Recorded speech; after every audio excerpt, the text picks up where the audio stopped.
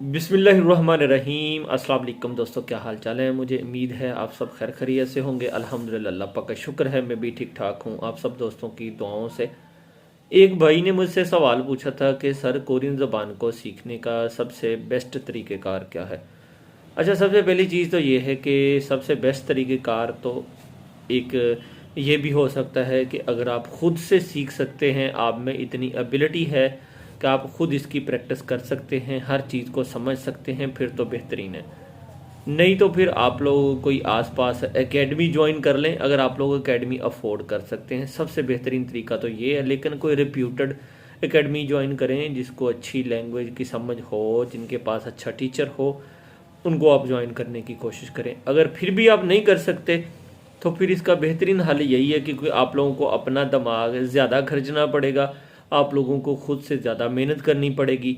और ज़ाहिर है, जब आप खुद से मेहनत करेंगे तो फिर आप लोगों को इस चीज़ का एहसास भी होगा कि भाई शायद मुझे एकेडमी ज्वाइन कर लेनी चाहिए थी। लेकिन खैर, अगर नहीं कर सकते तो फिर आप लोग कोशिश करें यूट्यूब से। मेरा चैनल है और पाकिस्तान में एक और चैनल है कोरियन पेन चैनल के नाम से, उनसे भी सीख सकते हैं, उनके चैनल से भी लर्न कर सकते हैं।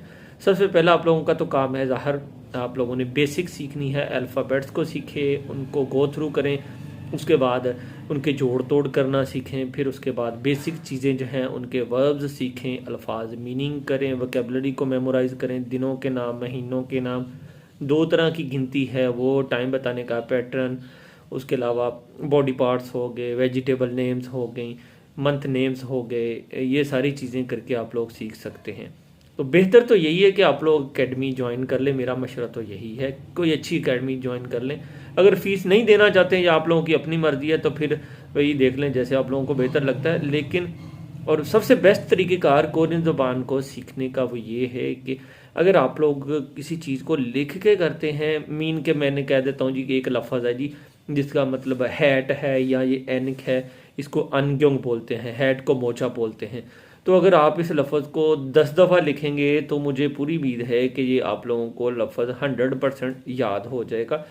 इसका सबसे बेहतरीन जो है, बेहतरीन रास्ता वे जो है वो यही है कि आप चीज़ों को लिख के अच्छे से बार बार याद करें। बेसिक चीज़ों को कम अज़ कम, जितनी भी बेसिक के हवाले से मैंने आपको चीज़ें बताई, दिनों के नाम, महीने, दो तरह की गिनती हो गई, बॉडी पार्ट्स हो गए, वेजिटेबल नेम्स हो गए, कलर नेम हो गए, और पेरेंट्स नेम, रिलेटिव्स नेम हो गए, इस तरह की चीज़ें, इनको बार बार लिख के देखें। फिर आहिस्ता आहिस्ता आपकी वोकेबलरी इंप्रूव हो जाएगी और इंशाल्लाह ताला आप जब बुक पे जाएंगे तो आपकी सारी चीज़ें क्लियर होंगी। थैंक यू, जज़ाकल्लाह। मुझे अपनी दुआओं में याद रखिएगा। अल्लाह ने के बान।